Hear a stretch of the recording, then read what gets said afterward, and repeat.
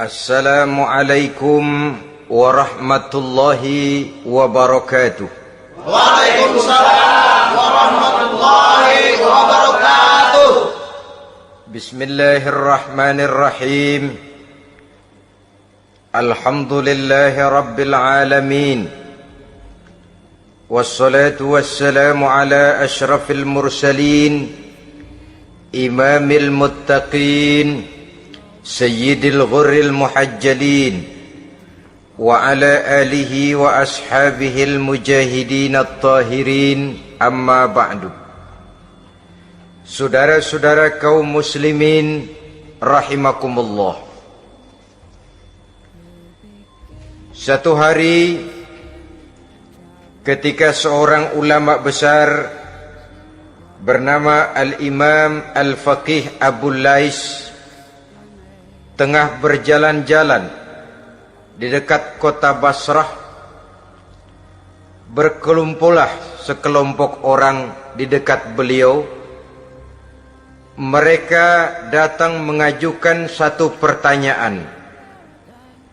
Imam, kami ingin bertanya. Di dalam Al-Quran itu Allah Subhanahu wa ta'ala menjelaskan, Ud'uni astajib lakum. Berdoalah kepadaku, aku akan jawab doamu. Mintalah kepadaku, aku kabulkan permintaanmu. Itu dan begitu janji Allah di dalam Al-Quran. Kami, kata orang-orang tadi, sudah lama berdoa kepada Allah. Tapi kenapa sampai sekarang doa kami ini belum dikabulkan? Katanya, ud'uni astajib lakum. Kalau kamu berdoa, aku jawab, aku penuhi, aku kabulkan doamu. Itu janji Allah. Kami sudah lama berdoa pagi, sore, siang, malam. Nyatanya sampai sekarang doa kami belum dikabulkan. Ini bagaimana? Apa ayat Quran salah? Apa Tuhan lagi lempengan nggak denger?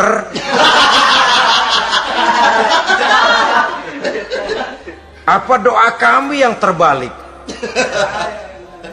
Kelihatannya sepele saja ini. Doa tidak didengar oleh Allah. Permohonan tidak dijawab, tidak dikabulkan oleh Allah. Tapi sebenarnya kalau kita mau merenung, kemalangan apa yang paling besar dalam kehidupan ini selain daripada kalau permohonan dan doa kita sudah tidak dihiraukan oleh Allah? Artinya hidup sudah tidak diopeni oleh Allah. Jangankan Allah, saudara-saudara, kita nggak diopeni sama mertua saja bingung. Ini mertua diem aja, kalau saya salah apa salahnya, kalau ada yang dikepengenin apa kepengenannya, boyak ngomong kenapa diem begitu. Ini tidak diopeni oleh Allah. Kemalangan apa yang lebih malang selain daripada kalau doa sudah tidak didengar oleh Allah. Itu sudah kemalangan yang paling malang, lebih malang dari kota Malang saya kira.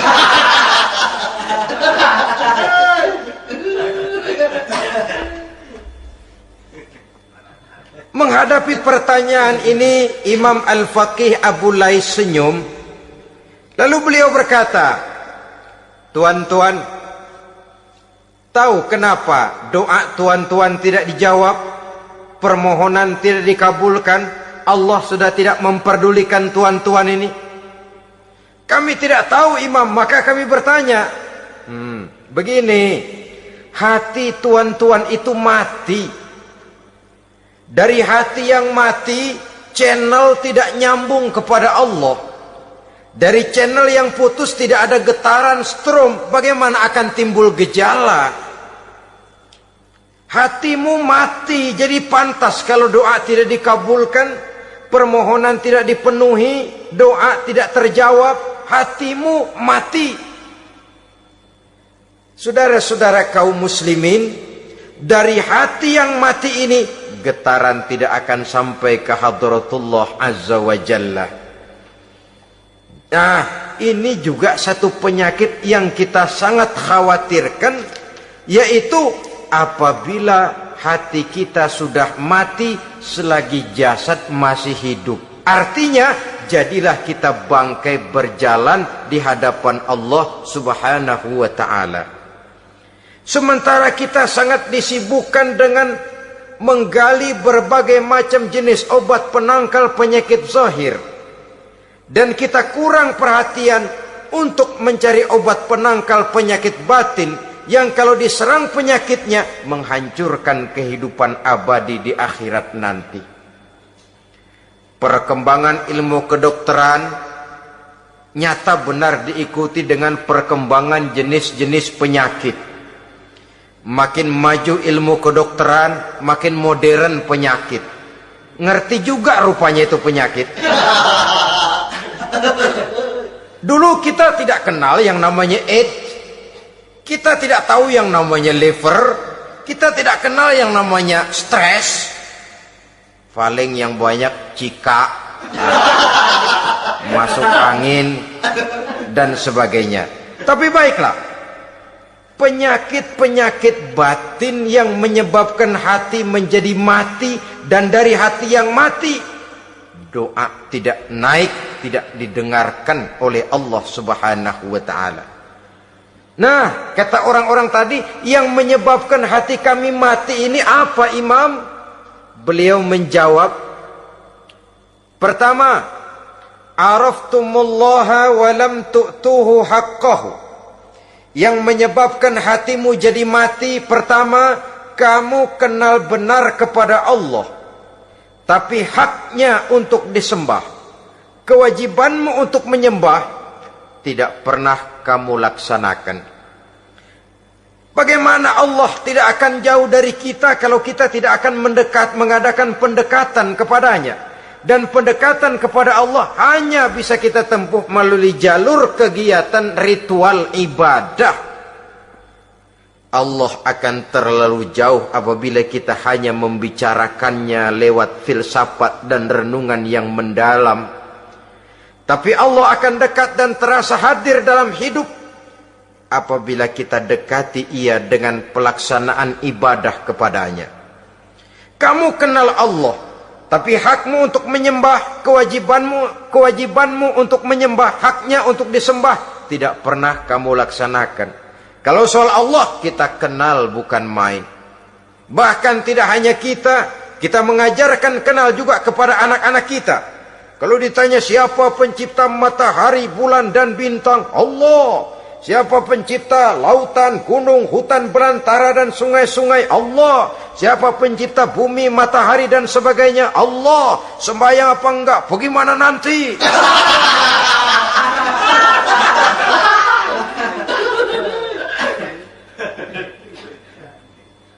Tanpa pendekatan, Allah akan jauh. Apabila Allah jauh, maka doa tidak akan didengarkan olehnya. Oleh sebab itu, logika mengajarkan kepada kita, berpayahlah dulu, wa mal ladzatu illa ba'da ta'ab, inna ma'al usri yusra. Di balik kesulitan menunggu kemudahan. Nikmat baru akan terasa, kelezatan hidup baru akan terasa setelah kita jerih payah banting tulang peras keringat. Rasanya memang lebih nikmat sepotong singkong hasil cucuran keringat sendiri ketimbang roti dijejelin orang. Ini berarti kita ingin mohon pertolongan kepada Allah, sementara dengan Allah sendiri kita jauh. Sama saja dalam kehidupan kita analoginya, saudara-saudara. Orang tidak kenal kepada saudara, tahu-tahu jauh dari saudara, tahu-tahu datang mau minjem duit. Apa kesan saudara? Enak aja, kenal enggak, dekat enggak, datang-datang mau minjem duit. Emang duit percetakan bapak lu?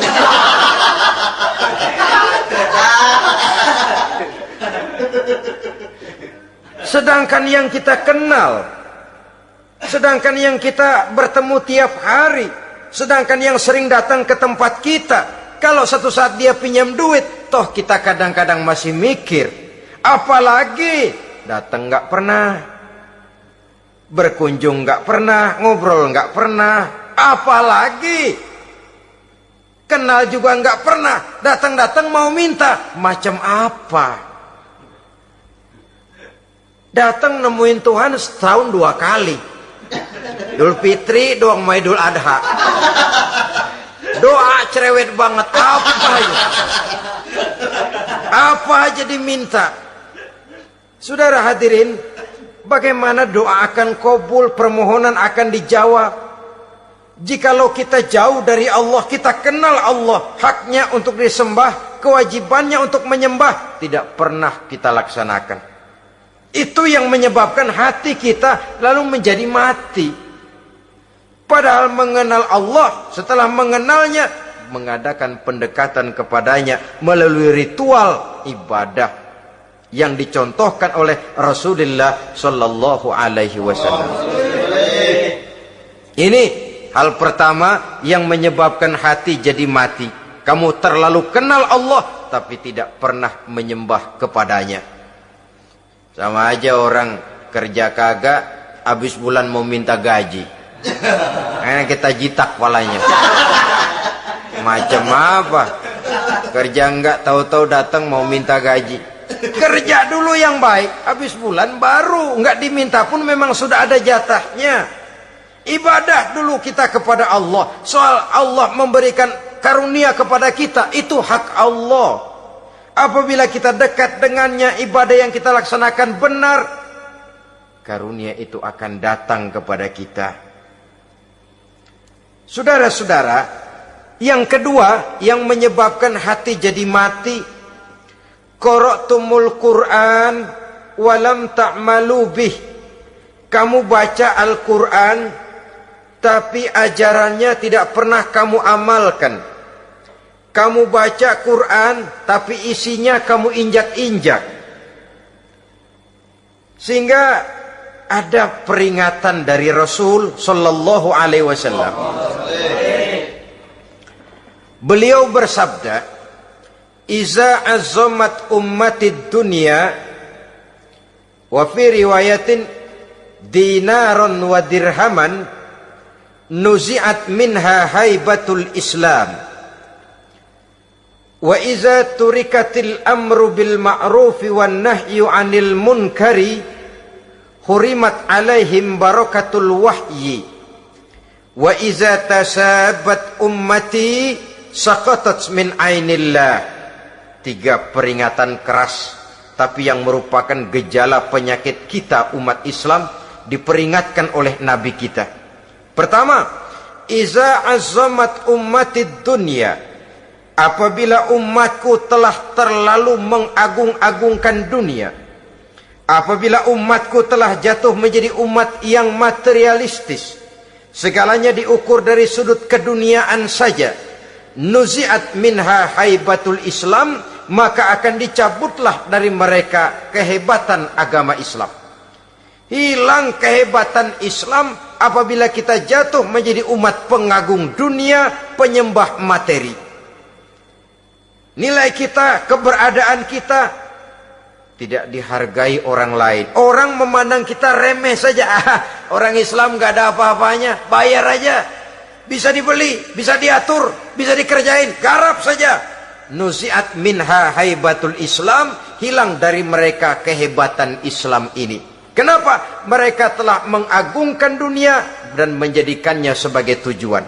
Padahal dunia cuma alat, materi cuma alat, harta cuma alat.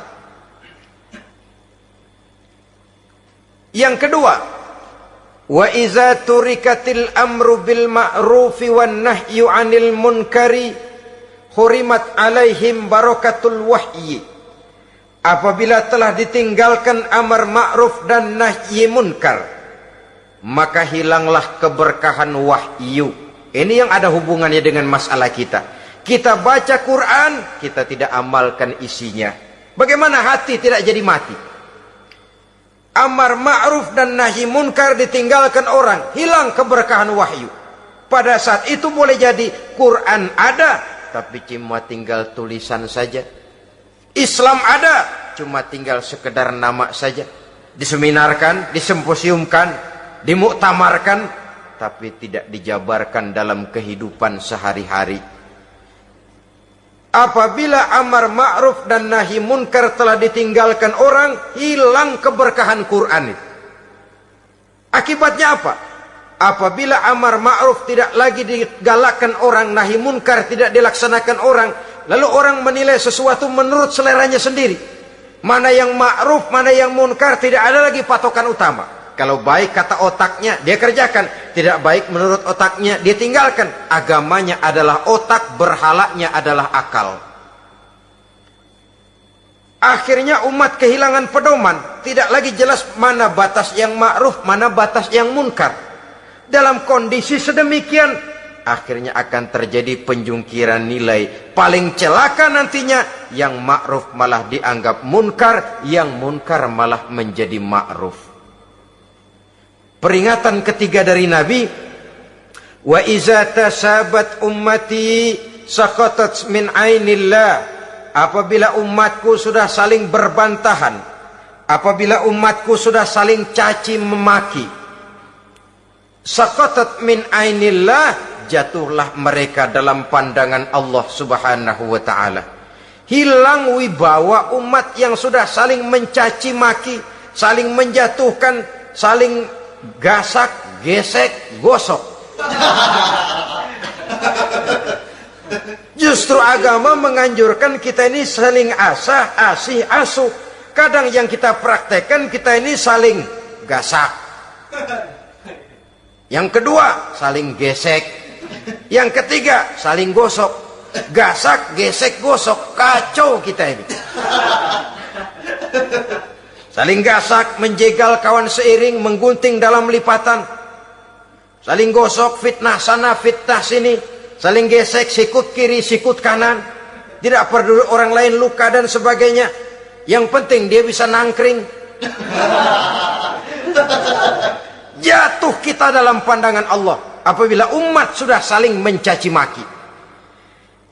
Maka kita kembali kepada persoalan, hal kedua yang menyebabkan hati jadi mati, qara'tumul Qur'an walam ta'malu bih. Kita baca Al-Quran, tapi ajarannya nyaris tidak kita amalkan di dalam kehidupan kita. Akibatnya hati lalu jadi mati. Itu yang kedua. Yang ketiga, yang menyebabkan hati jadi mati dan doa tidak terjawab, idda'aitum annakum min ummati Muhammadin sallallahu alaihi wasallam walam ta'malu bisunnatihi. Kamu mengaku, kamu memproklamirkan diri sebagai umatnya Nabi Muhammad, tapi sunnahnya tidak pernah kamu amalkan.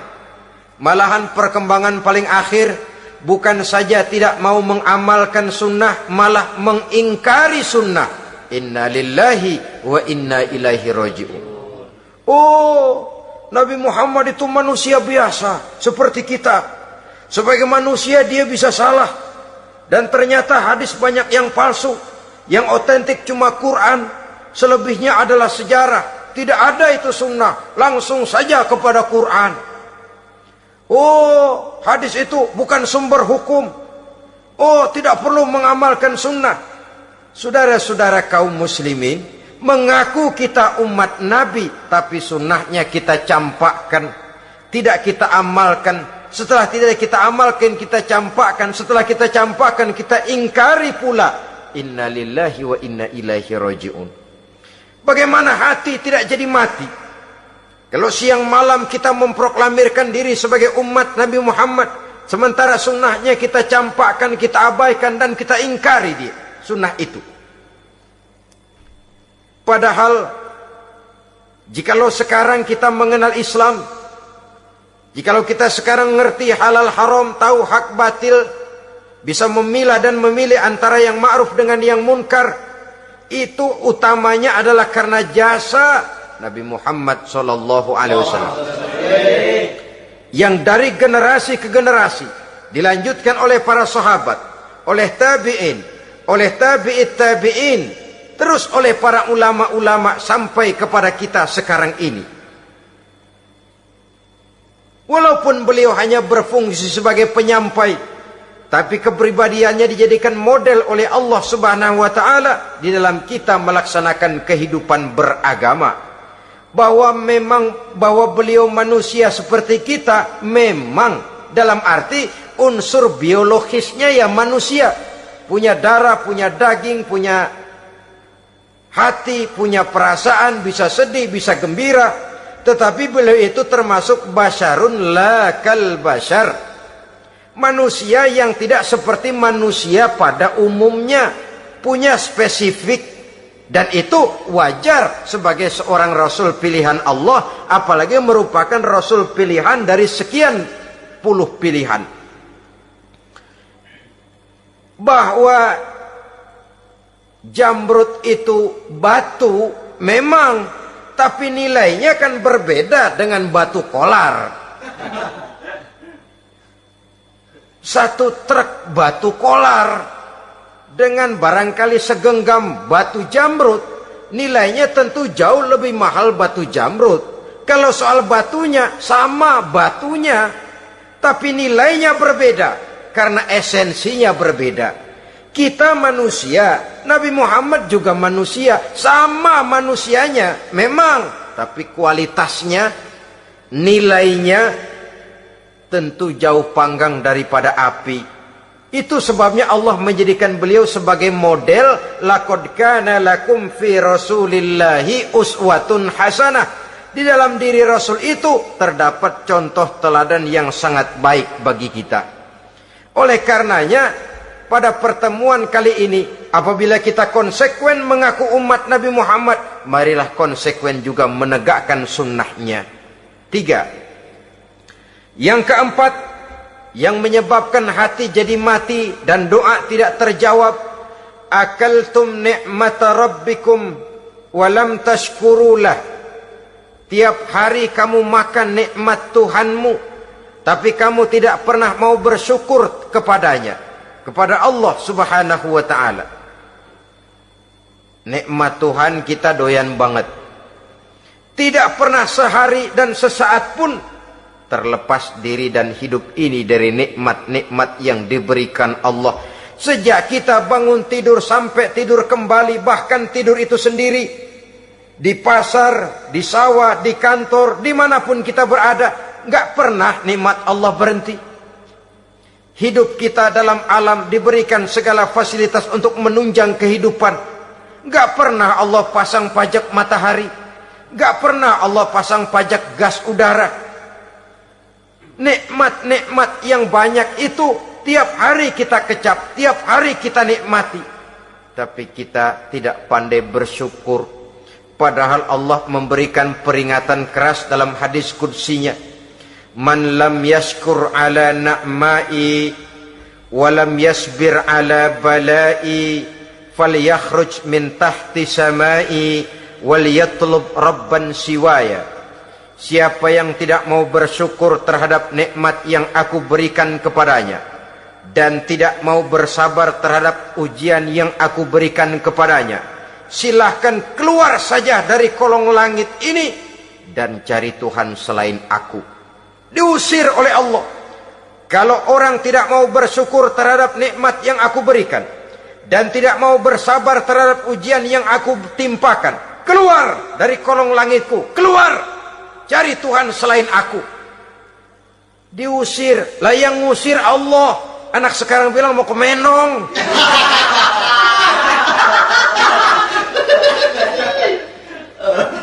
Kalau diusir kita dari Jakarta, masih bisa pindah ke Bandung. Diusir kita dari Bandung, bisa pindah ke Jogja, Solo. Diusir kita dari Indonesia, bisa pindah ke Singapura, Malaysia. Diusir dari kolong langit, mau cari langit mana lagi? Kalau kau tidak mau mensyukuri nikmatku, tidak sabar terhadap ujian yang aku berikan kepadamu, keluar saja, keluar dari kolong langitku ini, cari Tuhan selain aku. Kalau istilah kita mah Tuhan, udah jengkel banget udah itu. Nikmatku, yang nikmat yang aku berikan kau makan, tapi kepadaku engkau tidak pernah mau bersyukur. Saudara-saudara kaum muslimin rahimakumullah, wajar. Kita dulunya tidak ada, sekarang ada, nikmat. Susunan biologis manusiawi kita demikian cantik, nikmat.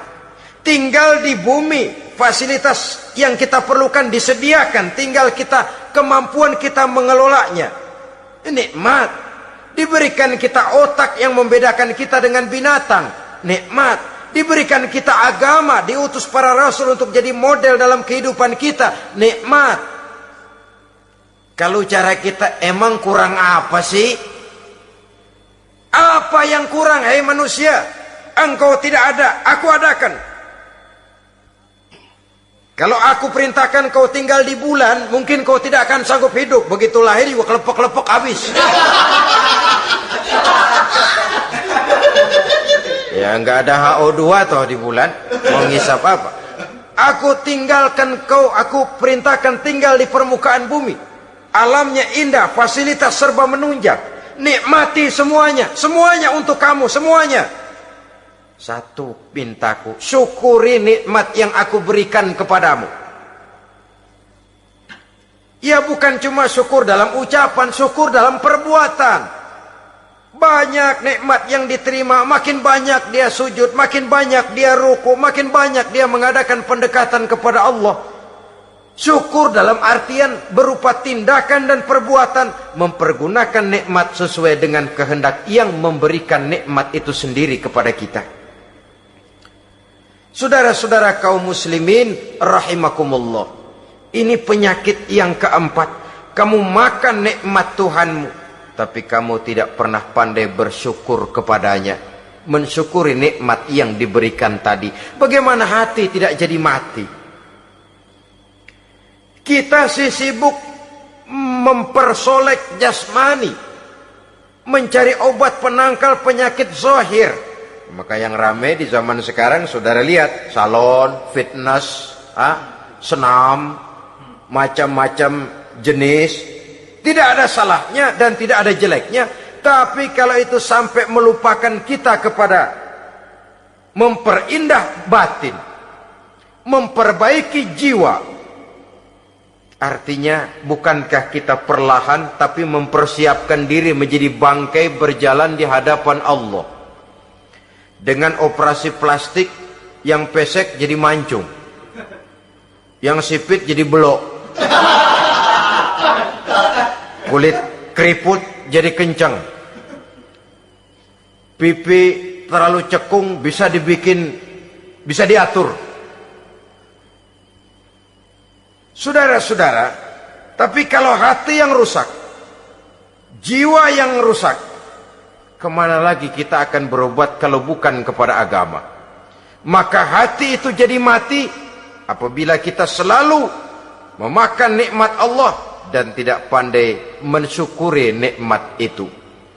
Dari hati yang mati tidak akan ada getarannya. Oleh sebab itu doa tidak terjawab.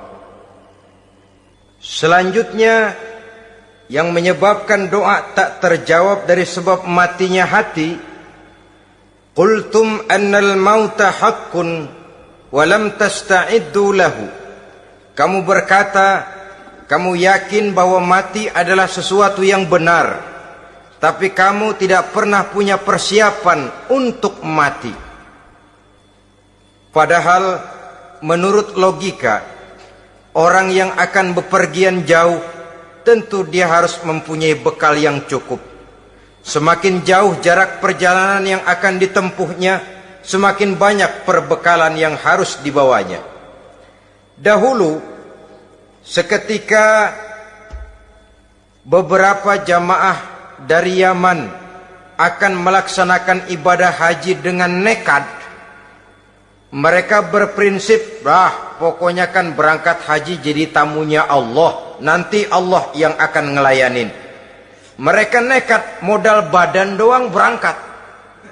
Diadukan kepada baginda Rasul, lalu turun peringatan dari Allah, wa tazawwadu fa inna khairaz zadi taqwa.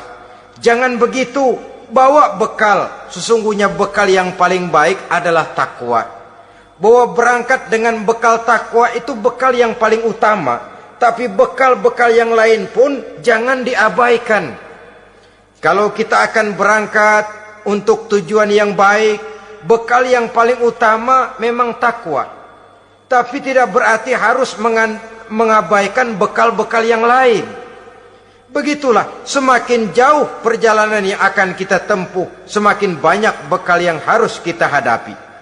Kalau saudara mau pergi ke Surabaya, tidak membawa bekal kemudian berani berangkat, rasanya sih saya pikir itu bukan berani, nekat namanya. Sama saja orang belum pernah sembahyang mati,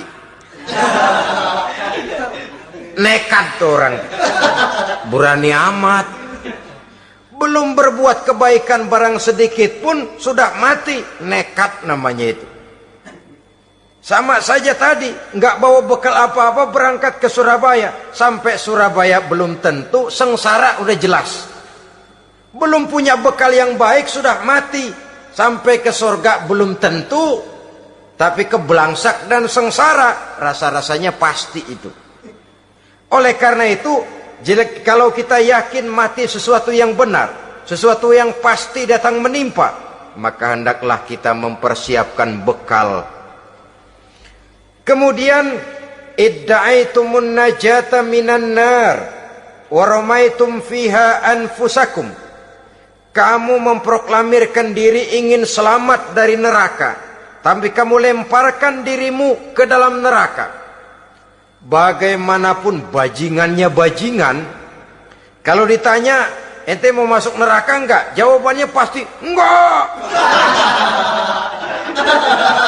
Itu pasti.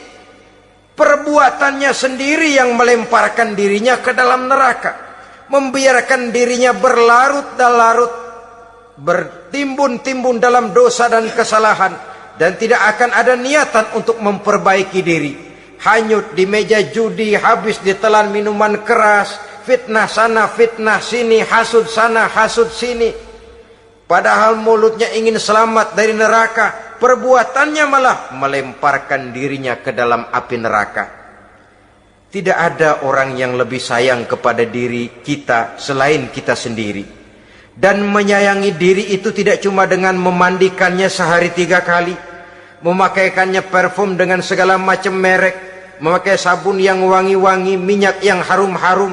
Lebih daripada itu, jaga dan sayangi diri. Jangan jatuhkan dia ke dalam perbuatan-perbuatan yang bisa menjerumuskan diri itu ke dalam neraka.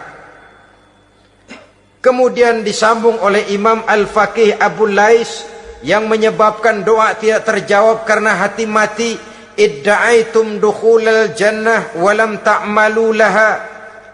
Kamu ingin masuk surga, tapi kamu berat mengamalkan perbuatan yang bisa menyampaikan kamu ke surga. Semua kita kalau ditanya mau masuk surga, mau. Tapi jarang yang berlomba melakukan perbuatan-perbuatan yang bisa menyampaikan kita ke surga. Kemudian yang terakhir kata Imam Al-Faqih Abu Lais, dafantum mautakum walam ta'tabiru laha. Kamu menguburkan orang yang mati di antara kamu, tapi kamu tidak bisa mengambil iktibar, tidak bisa mengambil pelajaran dari mayit yang jenazah yang kau kuburkan itu. Mestinya kan nguburin orang tuh membuat sadar. Iya, kalau sekarang saya baringkan di liang lahat, menghadap ke arah kiblat, bantalnya tanah, setelah itu ditutup dengan papan, lalu ditimbun dengan tanah. Iya, sekarang giliran dia. Giliran saya, entah besok, lusa, bulan depan, tahun depan, tapi pasti mengubur mayat, mengubur jenazah, tapi tidak bisa mengambil iktibar dari yang dilaksanakannya itu. Ini merupakan penyakit-penyakit batin yang merupakan handicap, yang menimbulkan jarak antara kita dengan Allah Subhanahu wa ta'ala. Pantas kalau itu semua ada pada diri kita, hati jadi mati. Dari hati yang mati, doa tidak akan tembus. kita tidak lagi akan diperdulikan oleh Allah Subhanahu wa taala. Dan itu sekali lagi kemalangan yang terbesar dalam kehidupan kita. Bagaimana jalan keluarnya? Pertama, memperbaiki batin kita, menyelamatkan diri daripada penyakit-penyakit yang bisa mematikan hati seperti yang sudah saya sebutkan tadi. Yang kedua, berdoa dengan adab, sehingga tata cara di dalam kita bermohon kepada Allah Subhanahu wa taala dibicarakan secara khusus oleh Al-Imamul Ghazali dalam kitab Ihya beliau yang disebut adabud doa. Adab di dalam kita melaksanakan doa kepada Allah Subhanahu wa taala. Setelah batin ini bersih dari penyakit-penyakit hati yang bisa menyebabkan hati jadi mati, berdoalah kita kepada Allah. Bagaimana adabnya? Kata Imamul Ghazali rahimahullah, yang pertama hendaklah ia di dalam berdoa itu memilih waktu yang mulia. Minal awqatis syarifah, kata beliau. Memilih waktu-waktu yang punya nilai mulia. Ramadan dalam 1 tahun, Jumat dalam tiap minggu, sepertiga malam yang akhir pada setiap hari. Waktu-waktu yang punya nilai mulia. Walaupun misalnya saudara berdoa pada hari Kamis, tidak ada halangannya Allah mau kabulkan. Ini tidak berarti bahwa kalau sudah berdoa hari Jumat lalu hari Kamis tidak mau berdoa, tidak. Lebih memilih mengintai waktu-waktu yang punya nilai mulia. Lailatul Qadar sekali dalam setahun. Waktu-waktu yang punya nilai mulia. Logikanya begini, saudara-saudara. Kalau kita datang ke rumah seseorang, tujuan utama kita minjem duit, yang paling pertama kita perhitungkan tanggal berapa nih? Kan itu toh, tanggal berapa? Kalau tanggal 20 atuh minjem duit, orang lagi ngap-ngapan, boro-boro dia bisa minjemin, dia sendiri mungkin lagi pusing. Kita lebih dulu kita amatin tanggal berapa nih? Yang enak sore apa siang? Jam 2. Jam 2 dia baru pulang dari kantor, tapi giliran tidur. Kalau dia tidur dibangunin datang mau minjem duit, kagak dimaki-maki sudah kebagusan deh. Kan kita lihat waktunya, timingnya kata orang sekarang. Tanggal berapa, sore apa malam, apalagi gulam apa terang bulan. Itu semua sudah kita atur sedemikian rupa, memilih waktu. Yang kedua kata Imamul Ghazali, memilih keadaan yang istimewa. Kalau tadi soal waktu, yang kedua soal keadaan. Ada situasi-situasi di mana doa itu diijabah oleh Allah Subhanahu wa taala. Di antaranya kata Imam Abi Hurairah, "Inda zahfis sufuf fi sabilillah." Pada waktu mengatur barisan perang membela agama, di situ doa kabul. Inda nuzulil ghais, ketika turun gerimis, di situ doa makbul. Inda iqamis shalah, ketika salat mau didirikan, riwayat lain bainal azan wal iqamah, antara azan dan qomat, di situ doa makbul. Itu memilih keadaan-keadaan. Kemudian yang ketiga kata beliau, berdoa menghadap kiblat. Ya, apa kalau doa madhab mudik Tuhan gak tahu? Tahu. Tuhan gak dengar? Dengar. Cuma lebih etis. Lebih etis kalau kita berdoa menghadap ke arah kiblat. Saudara-saudara kaum muslimin rahimakumullah. Yang keempat, hifdzus saut, menyederhanakan suara. Tidak terlalu keras, juga tidak terdengar orang lain, apalagi kalau doa kita diaminkan oleh orang lain. Tidak usah terlalu keras. Kenapa? Karena Allah yang kita meminta kepadanya bukan zat yang tuli, bukan zat yang buta, bukan zat yang tidak dengar, bahkan dia maha dengar. Juga tidak terlalu seperti orang berbisik-bisik, apalagi kalau doanya doa bersama-sama. Tapi kadang-kadang terdorong oleh husnuzon dari para makmum saja. Tidak peduli apa yang dibaca oleh imam, yang kedengaran cuma amin aja gerengan. Amin, amin, amin, amin, amin, amin.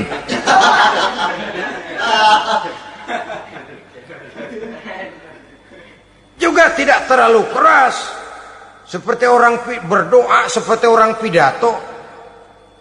Saudara-saudara kaum muslimin rahimakumullah. Yang kelima, alla yatakallafa saja' fid du'a. Dalam berdoa, kalau istilah kita, jangan nyelongcong. Suja' ini menunjukkan sikap berani kepada Allah. Misalnya ada orang berdoa, ya Allah ampunilah saya kalau engkau mau. Kalau Allah mau. Kasihanilah saya ya Allah kalau engkau mau. Itu doa orang songong. Atau sama saja, ya Allah berilah saya rezeki dikit aja. Emang kenapa pakai begitu?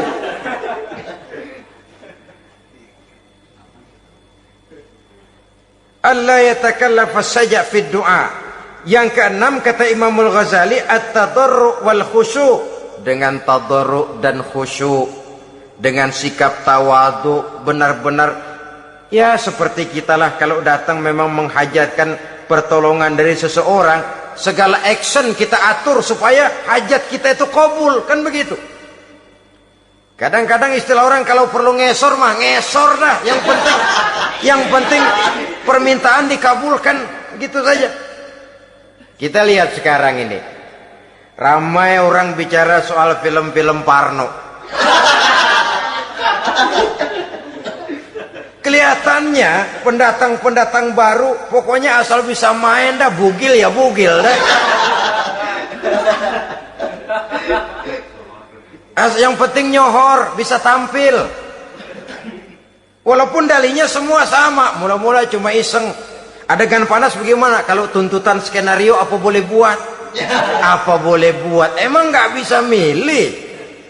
Setelah film beredar baru saya juga jijik ngelihat, ilah tadi kemana waktu bikin? Udah jadi baru jijik, bikinnya merem memang itu.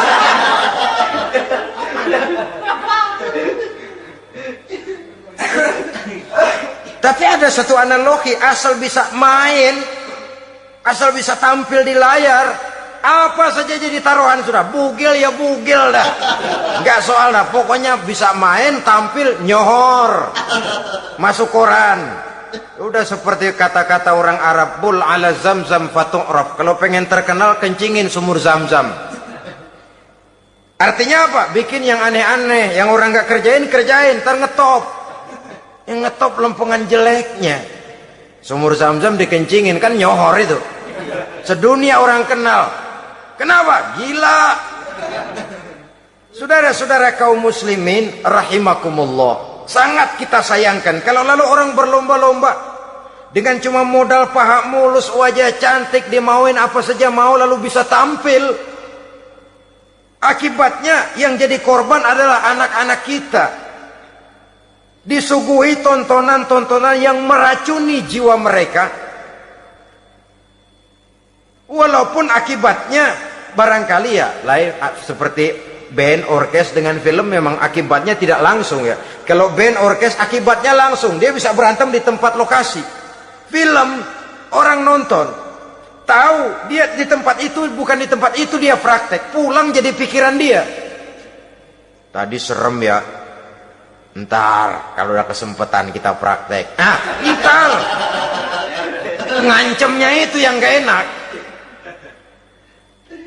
Tapi yang saya analogkan dengan persoalan kita, tingkah pola artis apapun dilakukan asal bisa main. Nah itu tuh, asal dapat kesempatan acting. Dalihnya ya tuntutan skenario lah, iseng lah, macam-macam lah. Tapi yang jelas satu target, saya harus dapat kesempatan main. Untuk sampai ke situ, cara apa saja harus saya tempuh. Tidak peduli harus menginjak-injak norma dan budaya bangsa yang luhur. Tidak peduli harus bertentangan dengan kaidah agama. Tidak peduli hasilnya meracuni umat masyarakat, terutama generasi muda. Yang penting kan ngetop. Saudara-saudara, baiklah ya, itu soal lain. Tapi soal kita ialah at-tadarru wal khusyu'. Bermohon kepada Allah dengan tadarru, khusyuk dan tawadhu. Seperti kalau kita mau bermohon kepada seseorang, kita merendahkan diri. Pak, saya memang orang gak mampu, Pak. Utang saya udah selebar kampung, Pak. Anak udah 16 seperempat. Apa saja kita meratap, menghibah, mengeluh, merintih, ujungnya kan yang penting gue minjem duit dapat dah gitu. Apa kayak diomongin, pokoknya pulang bawa duit, itu saja. Itu strategi manusiawi. Kalau ini kita adakan konteks, oh iya, kepada Allah lebih lagi kita tadarru, khusyuk, tawadhu. Doa dengan tawadhu, sebab kita akan bermohon kepada yang serba maha. Menghadap ke arah kiblat, duduk bertafakur dengan khusyuk, tawadhu. Jangan doa sembari tolak pinggang.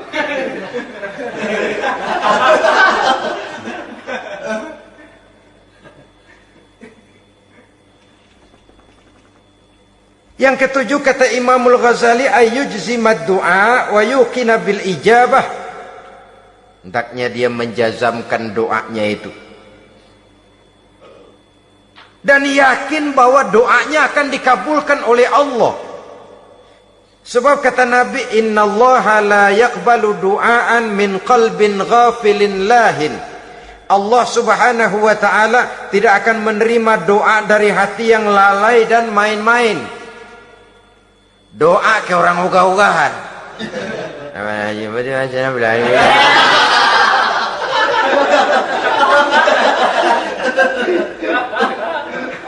Kali malaikat nyongok dong, lu minta apa lu?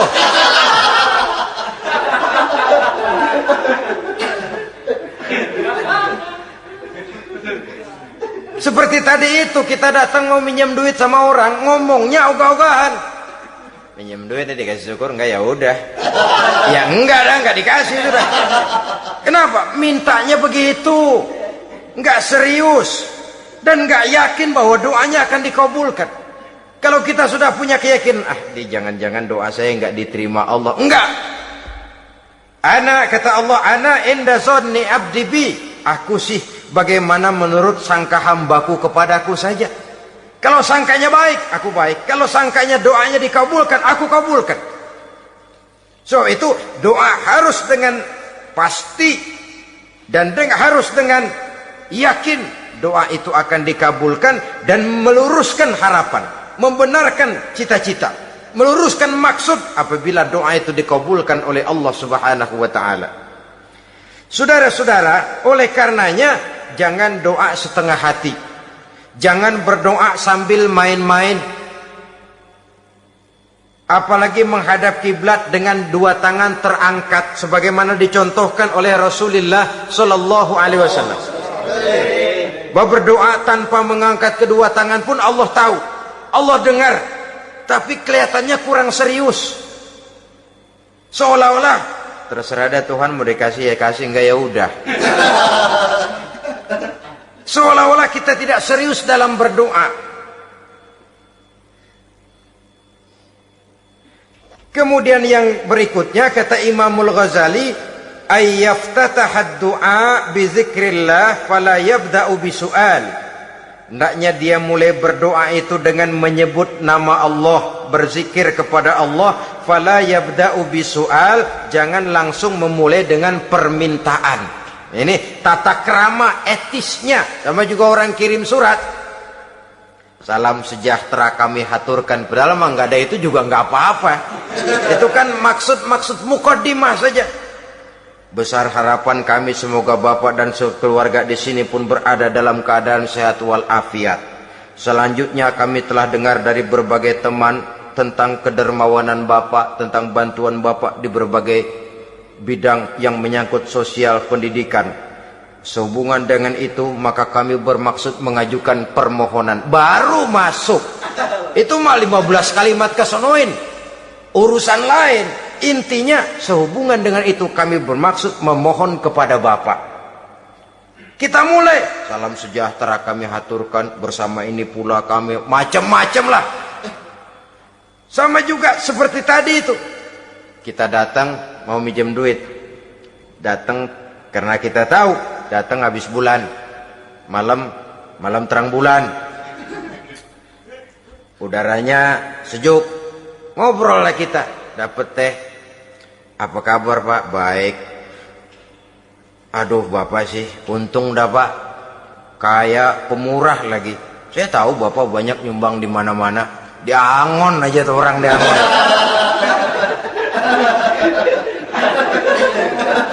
Kira-kira udah mau telap aja baru dikedat. Ngomong-ngomong Pak. Nah. Mulai nih kalau udah ngomong-ngomong. Ngomong dah tuh mulain. Baru masuk.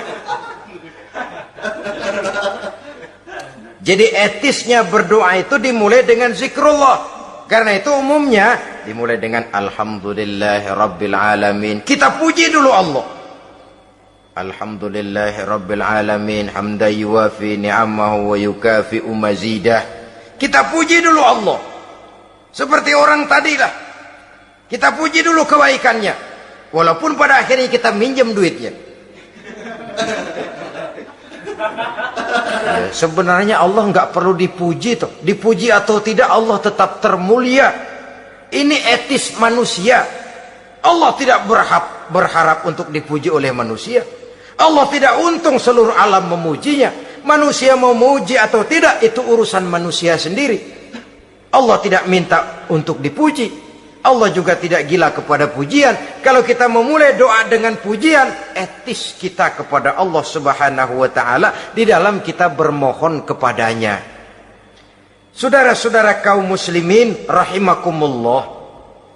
Kemudian menyesuaikan doa dengan kondisi. Ini termasuk syarat batin ya, taubat, waraddul mazalim kata Imam Ghazali, menolak segala macam kezoliman. Artinya kalau berdoa itu tahu diri. Kalau gaji kita sebulan 700 atau 800 900 ribu, berdoa minta rezeki 1 juta, itu tahu diri namanya. Kan cuman kurang 100 ribu. Ya, kalau kerja kagak minta gajian 1 juta. Pengen doa dikabulkan, rasanya secara etis nggak tahu diri orang berdoa seperti itu. Orang datang mau minta duit, mau pinjam duit kepada kita, kan kita lihat kira-kira mampu ngembaliin nggak nih orang. Kita lihat, kita evaluasi kemungkinannya. Lalu si yang minjem tentu tahu diri. Kalau memang kekuatannya ngembaliin, tidak seperti kekuatannya mulangin, hendaknya dia timbang rasa. Begitu juga kepada kita etisnya kepada Allah Subhanahu wa taala. Tahu diri, menyesuaikan doa dengan keadaan. Kalau tidak ada gap terlalu jauh panggang daripada api, nanti nasibnya bagai si pungguk merindukan bulan. Apabila adab-adab di dalam berdoa ini kita perhatikan, sejak dia dari adab yang zahir sampai kepada adab yang batin, kemudian penyakit-penyakit yang membuat hati itu jadi mati, maka insya Allah doa kita dijabah oleh Allah Subhanahu wa taala. Dalam Al-Baqarah ayat 186 Allah Subhanahu wa taala menjelaskan, wa iza sa'alaka ibadi anni fa inni qarib ujibu da'watad da'i iza da'ani falyastajibu li wal yu'minu bi la'allahum yarshudun. Apabila hambaku bertanya kepadamu Muhammad tentang aku, kata Allah, fa inni qarib, katakan kepadanya aku dekat sekali dengan mereka. Ujibu da'watad da'i iza da'ani, aku akan jawab aku kabulkan permohonan orang-orang yang berdoa kepadaku. Falyastajibuli wal yu'minu bi, maka hendaknya mereka juga menjawab panggilanku atas dasar iman kepadaku. La'allahum yarsyudun, semoga dengan ini mereka kelak mendapat petunjuk. Saudara-saudara, Al-Baqarah 186 ini dengan nyata menjelaskan kepada kita, Allah akan menjawab doa, mengabulkan permohonan apabila kita falyastajibuli wal yu'minu bi, juga menjawab panggilan Allah atas dasar beriman kepadanya. Logikanya tadi itu, araftumullaha wa lam tu'tuhu haqqahu. Kita tidak pernah mau menjawab panggilan Allah sementara kita berharap doa kita dijawab oleh Allah. Apa enggak pincang? Apa enggak berat sebelah? Panggilan Allah kita berat memenuhinya, sementara kita sangat berharap agar permohonan kita, seruan kita dikabulkan oleh Allah. Menjawab panggilan Allah atas dasar beriman kepadanya. Kenapa? Ada orang menjawab panggilan bukan berdasarkan iman, tapi karena target lain. Datang sembahyang Jumat paling dulu, target utamanya pulang juga paling dulu nyabet sendal, nyabet sepatu. Menjawabnya ya, tapi tidak karena iman. Jadi apabila kita rajin menjawab panggilan Allah atas dasar beriman kepadanya, maka seruan, permohonan, doa niscaya dikabulkan olehnya. Ini saja, mudah-mudahan ada manfaatnya. Terima kasih atas segala perhatian, mohon maaf atas segala kekurangan. Usikum wa nafsi bitaqwallah. Wassalamualaikum warahmatullahi wabarakatuh. Waalaikumsalam.